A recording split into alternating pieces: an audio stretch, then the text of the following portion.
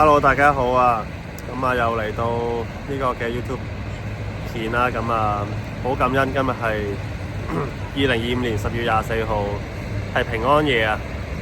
咁啊，今日有感動要去拍片，因為今日好特別嘅日子，係聖誕嘅前一日，去紀念到主耶穌基督嘅誕生。上次講到被愛啊，上次講到隱密處。喺即將今年就嚟完結之前，其實係我覺得好戲在後頭，即係神嘅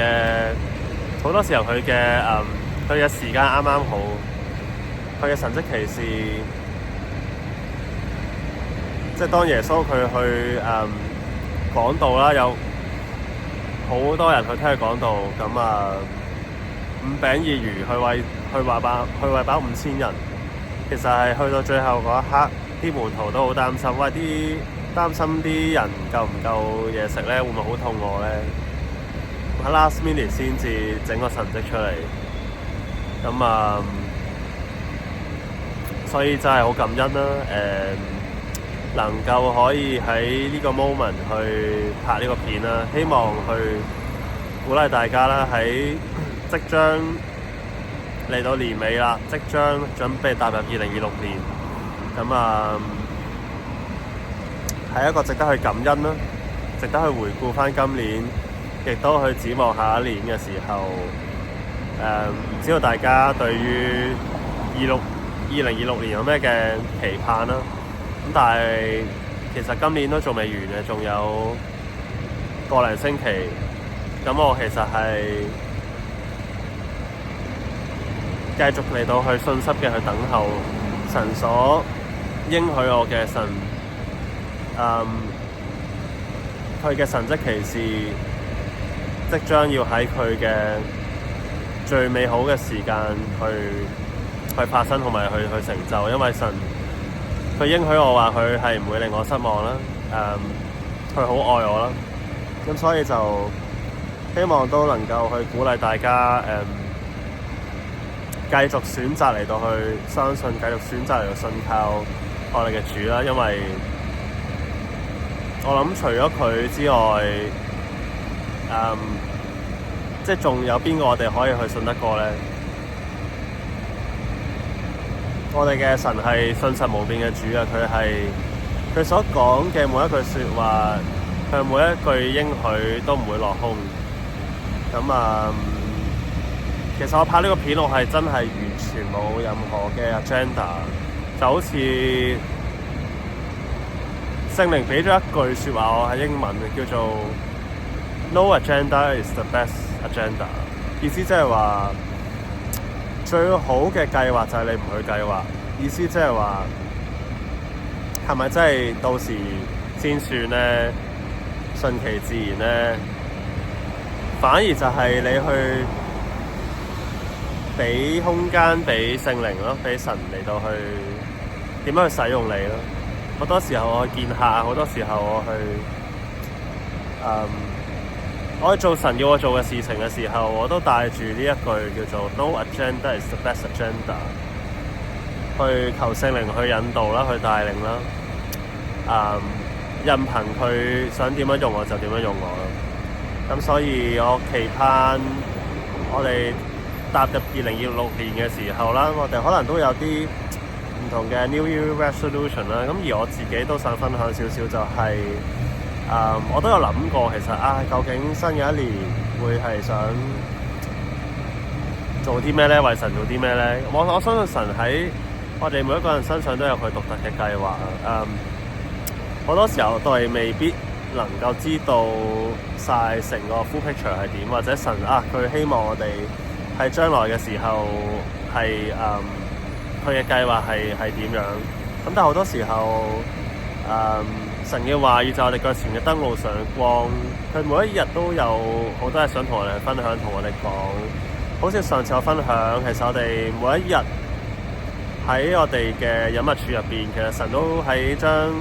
台上面係預備咗一個豐富嘅筵席俾我哋。個問題係我哋有冇去出席去領受神俾我哋嘅祝福同埋佢嘅話語？而佢話語係我哋腳前嘅燈路上，嗰個意思即係話好似架車嘅車頭燈咁。嗰啲燈啱啱好係夠你去行你今日要去行嘅嗰一步。好多時候我哋未必能夠知道1年後、2年後、3年、5年後、10年後嘅我哋會變成係點，但我哋知道神要我哋今日去做啲咩，而佢下一步，當我哋願意順服嘅時候，佢又會再話俾我聽，我哋下一步應該點樣行。咁所以我自己去諗2026年希望係點樣呢？咁我就會諗就話希望我每一日都能夠可以 keep 住繼續去進入隱密處啦，去親近佢啦，去聽佢嘅話語啦。然之後就係每一日去做好嗰一日神要我做嘅事情。反而我就係將嗰一年我就拆開365日，我就去諗我希望我每一日去完成神叫我去做嘅工，咁就足夠。我期盼我每一日能夠去重新去立志去跟隨主，每一日嚟到去同自己講話，我願意去重新去擺上，我願意去背上我十字架去跟從你，我願意去英文叫做 die to myself, deny my flesh, and to obey and walk in the spirit, to walk in obedience, to follow the leading and the voice of the Holy Spirit。 聖靈嘅聲音去聽，我去跟住去行。No agenda is the best agenda。 即係2026年我將佢拆開做365日。我期盼我每一日我能夠去進入隱密處啦，去繼續去親近神，繼續去聽神嘅話語，繼續去做嗰啲所謂嘅屬靈嘅操練 spiritual discipline， 去禁食去祈禱啦，去繼續去 give 啦，去奉獻啦，繼續去做每一日神要我做嘅事情。我想講就話其實今年真係，或者咁講今年嘅下半年實在係我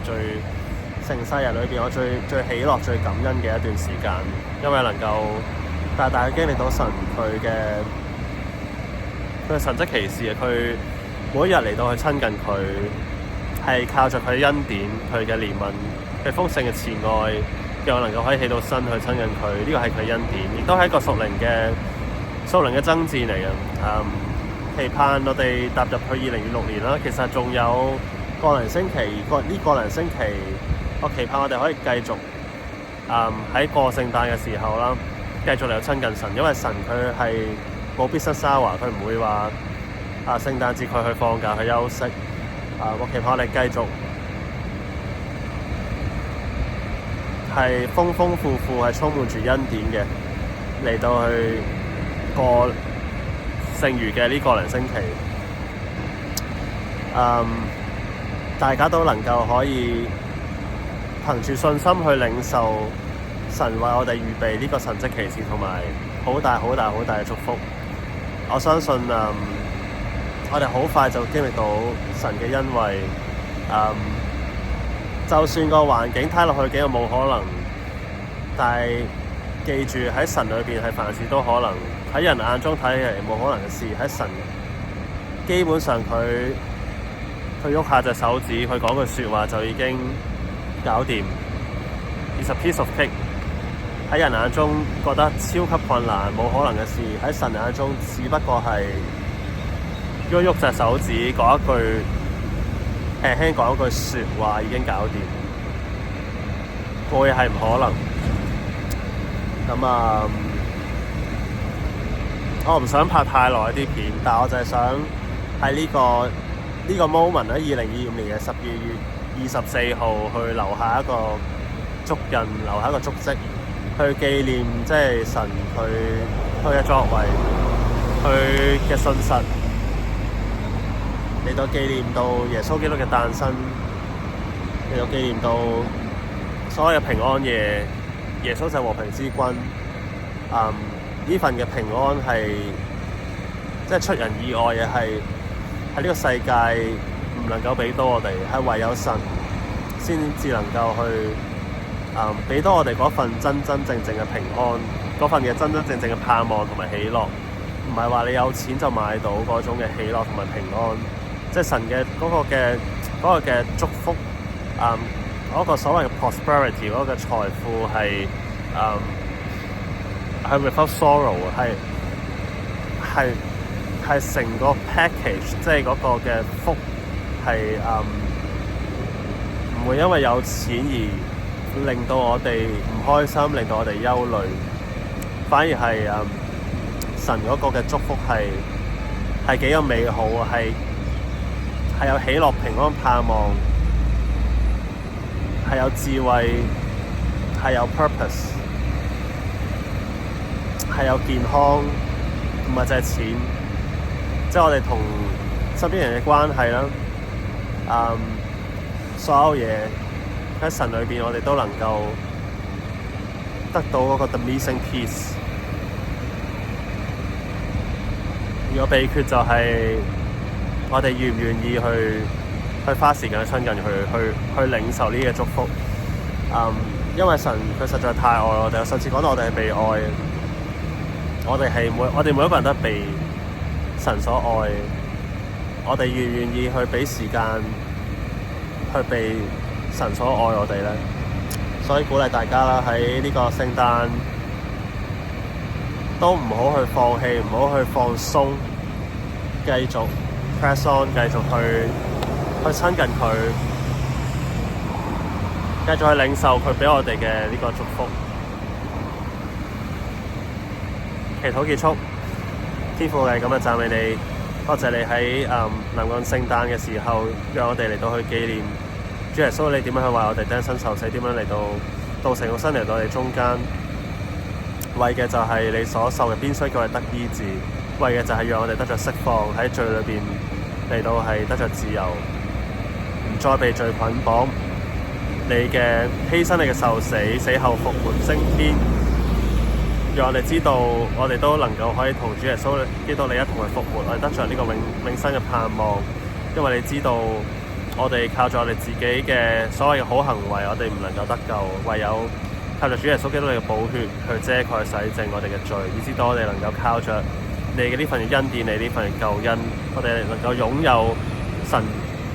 你兒女嘅呢個名分，同埋我哋能夠可以得着呢個永生嘅盼望。我哋即係喺每逢聖誕，我哋嚟到去紀念即係主耶穌你我哋嘅犧牲，甚至乎我哋每個月嘅聖餐，我哋可以每一日嚟到去透過聖餐嚟去紀念耶穌基督你嘅犧牲，你嘅受死，對我哋嚟講有咩意義？我哋能夠即係去依靠着主耶穌，你係我哋嘅生命嘅救主。我哋能夠係活着嘅時候，我哋係有呢份嘅盼望，呢份喜樂。而神你嘅祝福係，你嘅應許係永不落空嘅。你嘅嗰份嘅祝福唔係單單係淨係想喺某一方面，係成個 package， 係不論我哋喺錢，不論喺健康，不論喺我哋同身邊人嘅關係，不論係即係你想我哋係去行喺你為我哋預備嘅呢個嘅一個嘅計劃，一個獨特嘅計劃嘅裏邊。主我哋相信咧，我哋每一個人都能夠咧，可以咧嚟到去活出你俾我哋嘅呢份嘅召命。所以天父真係我求你嚟到去透過孩子啦，亦都係你去藉住你嘅話語咧去鼓勵因為你嘅話語係我哋腳前嘅燈，路上嘅光，去鼓勵我哋繼續press on， 繼續嚟到每一日，我哋去花時間去親近你，去領受你所賜俾我哋嘅祝福啦。你同我哋去說話啦。你咧讓我哋咧能夠咧靠着咧你俾我哋嘅呢份嘅光啊，呢份嘅引導啊，我哋咧能夠係知道我哋每一日我哋應該點樣去行去邊個方向。你嘅話語嚟到成為我哋引導。所以天父我哋咁嘅讚美你，喺我哋臨近聖誕，喺我哋即將去踏入2026年嘅時候，主我哋都嚟到去將餘下嘅個零星期，我哋繼續去交託去擺上，讓我哋嚟到去預備我哋自己去領受神你為我哋預備嘅呢份嘅祝福同埋恩典，讓我哋去踏入2026年嘅時候，我哋帶着感恩嘅心，我哋去迎接新嘅一年，我哋咧嚟到去期盼新嘅一年裏邊，我哋每一日我哋每一日都能夠咧可以繼續去經歷你，我哋每一日能夠聽到你嘅話語、你嘅聲音，我哋每一日嚟到去做好神你要我哋當天要做嘅事情。主，我哋獻上感恩讚美你。以上禱告奉耶穌基督得勝名祈求，阿門。好，下段片再見，拜。